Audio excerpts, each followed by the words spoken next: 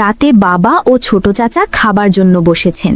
সবে মাত্র এক লোকমা ভাত মুখে দিতে যাবেন, এমন সময় আমার চিৎকার শুনে হাত থেকে ভাত ঝরে পড়ে যায়। বাবা ও চাচা একে অপরের দিকে হতবাক হয়ে তাকিয়ে আছেন। তারা ছুটে আসেন আমার রুমে। এসে যা দেখেন তাতে করে দুজনের মাথা নুইয়ে পড়ে যায়। এমনটা হবে কল্পনায়ও ভাবিনি। আমার নাম ঋতিকা শর্মা। পরিবারে মা, বাবা, 3 বোন, 2 ভাই। সবার বড় বোনের নাম প্রিয়াঙ্কা শর্মা। আমাদের বংশ শর্মা বংশ, তাই নামের পরে শর্মা শব্দটা থাকে। বাবা সরকারি চাকরি করেন। আমার বড় বোন প্রিয়াঙ্কা এসএসসি কমপ্লিট করেছে। আমি সবেমাত্র ক্লাস 6-এর ছাত্রী। আমরা 2 বোন দেখতে তেমন সুন্দরী নই, গায়ের রং শ্যামলা, তবে চেহারার কাটামুটি ভালো। আমার বোন প্রিয়াঙ্কা থেকে আমাকে বড় মনে হয়, কারণ আমার স্বাস্থ্য ভালো। যে দেখে প্রথম আমাকেই বড় মনে করে, পরে জানা যায় আমি ছোট, প্রিয়াঙ্কা বড়। আমার বাবা শিক্ষিত হলেও একটু অন্য টাইপের মানুষ, কারোর কথায় কান দেন না। যখন যেটা ভাবেন সেটাই করেন, যেমন যেমন ভাবেন তেমনই সরল সোজা। ছোট চাচা সমুদ্র পাড়ের শহর থেকে 3 মাসের ছুটি নিয়ে বাড়িতে এলেন।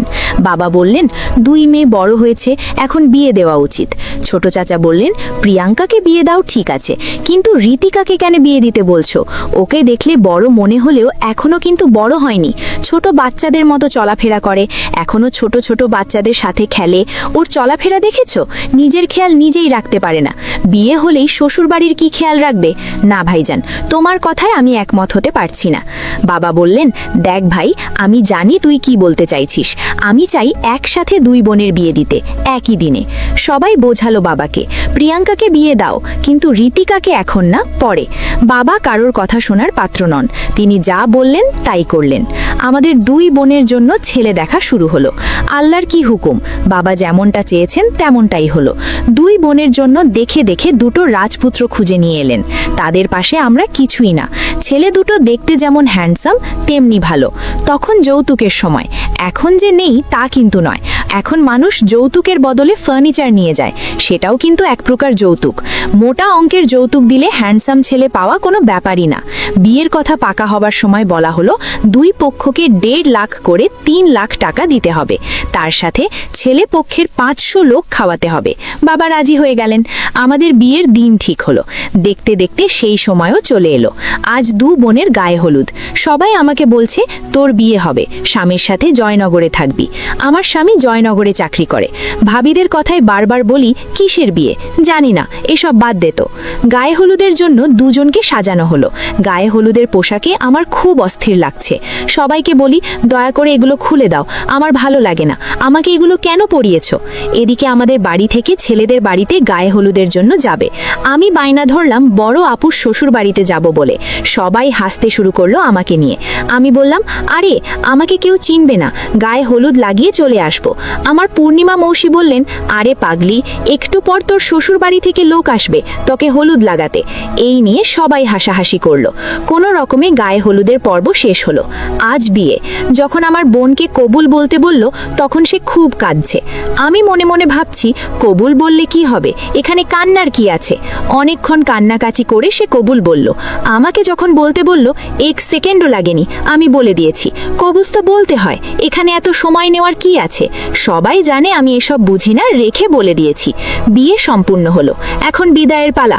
যখন শুনলাম বরের সাথে আমাকে যেতে হবে, তখন আমার ভয় হলো। এবার আমি শুরু করেছি কান্না। চিৎকার করে বলছি, আমি যাব না, মরে গেলেও যাব না। অনেক যুদ্ধ চললো আমাকে নিয়ে। সবাই বুঝিয়ে বলল, কাল তোকে নিয়ে আসবো, শুধু আজকে রাত থাকবি। তারপরেও যেতে রাজি হলাম না। লাস্ট পর্যন্ত ফুপাতো বোন, মামাতো বোন আমাদের সাথে গেল, তারপর আমাকে নিয়ে যেতে পেরেছে। সেদিন আমাদের বাসর হয়নি, কারণ আমি পীড়িত অবস্থায় ছিলাম। 4 দিন পর আমাদের বাসর ঘরে দেওয়া হলো, আমার শ্বশুর বাড়িতেই। রাতে বাভিরা শিখিয়ে দিল সবকিছু, কিন্তু কিছুই আমার মাথায় ঢোকেনি। আমার স্বামী মেয়ে মানুষকে খুব খুশি মনে রুমে প্রবেশ করলো। আমি তখনও বসে আছে খাটে। দরজা লাগানোর শব্দ শুনে ঘুমটা ভেঙে দেখি একটা ছেলে দরজা লাগিয়ে দিচ্ছে। এর সাথে আমার বিয়ে হয়েছে, এ যে আমার স্বামী, এগুলো আমি কিছুই বুঝি না। মনে মনে ভাবছি, এই ছেলেটার জন্য কেন আমাকে সাজিয়ে বসিয়ে রেখেছে? এমনিতেই আমার ঘুম পাচ্ছে। অভিষেক আমার সামনে এসে বসে, তারপর আমার ঘুমটা সরিয়ে দেয়। আমি চোখ বড় বড় করে তাকিয়ে আছি। এবার চমকে ওঠার পালা। অভিষেক রোম্যান্টিক মোডে আছে, তাই আমার হাত ধরে ধীরে ধীরে আমাকে জড়িয়ে ধরে। আমি কিছু না বুঝে জোরে ধাক্কা মেরে ফেলে দিই। তারপর আমি চিৎকার করি। অভিষেক দৌড়ে এসে আমার মুখ চেপে ধরে বলে, চুপ চুপ, কেউ শুনে ফেলবে। আর তুমি চিল্লাচ্ছ কেন? এভাবে কেউ চিৎকার করে, সবাই কি ভাববে? আমি মনে মনে ভাবছি এই মনে হয় আমাকে মারবে। তাই আমি ওর হাত কামড়ে দিয়ে রুম থেকে বেরিয়ে আসি। তখনও কেউ ঘুমায়নি, সবাই ড্রয়িং রুমে বসে আছে। আমি দৌড়ে গিয়ে শাশুড়িকে জড়িয়ে ধরি। আমার পিছু পিছু অভিষেক ঘর থেকে বেরিয়ে আসে। আমার শাশুড়ি বললেন, কি হয়েছে মা, কি হয়েছে? আমি বললাম, ওই লোকটা আমাকে জাপটে ধরেছে, খুব খারাপ লোকটা। আমি চিৎকার দিতেই আমার মুখটা চেপে ধরে মারার জন্য। সবাই বুঝতে পারল কি হয়েছে। এদিকে লজ্জায় অভিষেকের মাথা নুইয়ে পড়ে যাচ্ছে, সে মাথা নিচু করে দাঁড়িয়ে আছে। উপস্থিত সবাই মুচকি মুচকি হাসছে। সবার বুঝতে বাকি রইল না কি হয়েছে।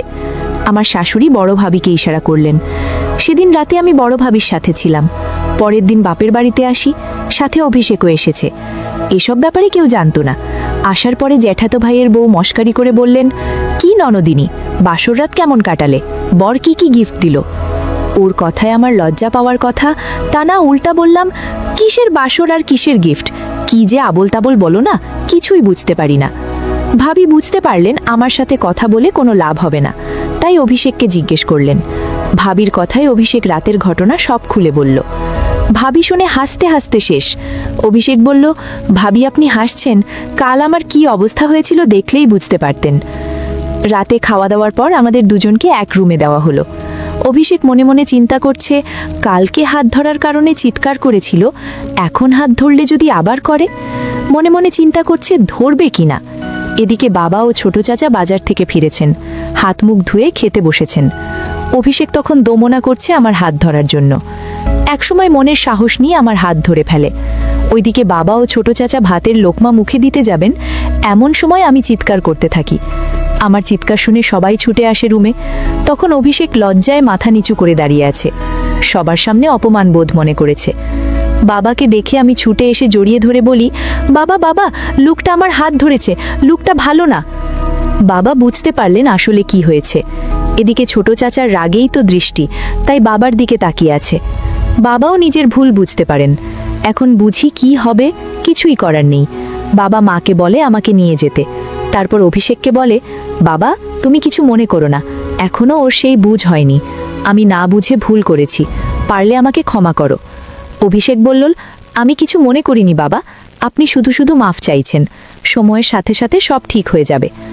সেই দিনের মতো আর কিছুই হলো না। 3 দিন পর শ্বশুরবাড়ি ফিরে আসি।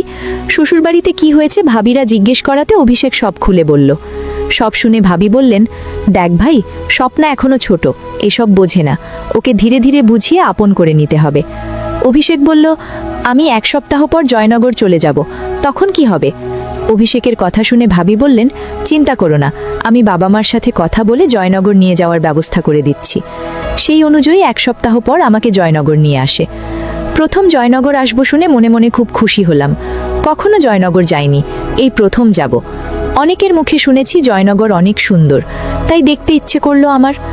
এখানে এসে আরেক বিপত্তি, ঘরের কোনো কাজই আমি জানি না, রান্নাবান্না তো অনেক দূর, ঘর গোছাতেও পারি না। বাড়িতে মা প্রিয়াঙ্কা আপু সব কাজ করত, তাই আমি কখনো করিনি। সকাল 5টার দিকে উঠে রান্না করত অভিষেক, আমাকে নাস্তা খাইয়ে অফিসে চলে যেত। এদিকে বাসায় আমাকে একা রেখে যেতে দুশ্চিন্তা হচ্ছে অভিষেকের, কারণ আমি খুব চঞ্চল টাইপের, এক জায়গায় শান্ত হয়ে বসার অভ্যাস নেই আমার। সেটাই সবচাইতে ভয়ের কারণ। যদি একা একা বাসা থেকে বেরিয়ে কোথাও চলে যাই, তাহলে এত বড় শহরে খুঁজবে কি করে? আমরা 3 তলায় থাকি, দোতলায় আর একটা ফ্যামিলি আছে। ওনার হাজবেন্ডও কাজে চলে যায় সকালে, তাই উনি ফ্রি থাকে। নাম রোহিণী সেন। অভিষেক আমার ব্যাপারে সব বলল। সব শুনে রোহিণী আপা বললেন, তুমি কোনো চিন্তা করো না ভাই, নিশ্চিন্তে কাজে যাও, আমি আছি। যতক্ষণ পর্যন্ত না তুমি আসবে, আমি ওর সাথে থাকব। কথাটা বলার সময় ওনার হাজবেন্ডও ছিলেন। সব শুনে তিনিও সম্মতি জানালেন। সেই থেকে রোহিণী আপু সারা দিন আমার সাথে সাথে থাকতো। অভিষেক আমাকে খুব ভালোবাসতো। প্রতিদিন আসার সময় আমার জন্য লাল গোলাপ নিয়ে আসতো, আর সাথে চকলেট আইসক্রিম। অভিষেক জানে আমি আইসক্রিম চকলেট খেতে খুব ভালোবাসি। মাঝে মাঝে রাতে আমাকে ফুচকা খেতে নিয়ে যেত, কিন্তু এখনো পর্যন্ত আমাদের মাঝে শারীরিক সম্পর্ক হয়নি। অভিষেক কখনো জোরও করেনি। অভিষেক বুঝতে পারে এর থেকে জোর করে নয়, বুদ্ধি খাটিয়ে ভালোবাসা আদায় করতে হবে। জয়নগরে আসার পর থেকে আমরা একসাথে ঘুমোলেও আলাদা আলাদা। একদিন রাতে অভিষেক আমাকে বলল, আচ্ছা স্বপ্না, তুমি ভূতকে ভয় পাও? এমনিতে আমি ভূতকে বেশি ভয় পাই। ভূত হয় কিনা সেটা জানি না, কিন্তু চাচি জেঠিদের মুখে শুনেছি জিন পরি এগুলো হয়, আবার পেতনিও নাকি হয়। আমি আমতা আমতা করে বললাম, ভূত কেন, এখানে কি ভূত আছে? আমার কিন্তু ভূতকে খুব ভয় লাগে। অভিষেক মুচকি হেসে বলল, শুধু ভূত নয়, এখানে একটা পেতনিও আছে। মাঝে মাঝে হি হি করে হাসে, এমনকি যে মেয়েরা স্বামীর কথা শোনে না তাদের ঘাড় মটকিয়ে। এমন সময় কোত্থেকে যেন হি হি করে হাসির শব্দ ভেসে আসে। আমি ভয়ে অভিষেককে জড়িয়ে ধরি শক্ত করে। অভিষেক পরম তৃপ্তিতে আমাকে শক্ত করে জড়িয়ে ধরে। সে তো এটাই চেয়েছে। আমি অনেকক্ষণ ধরে অভিষেককে জড়িয়ে ধরে আছি।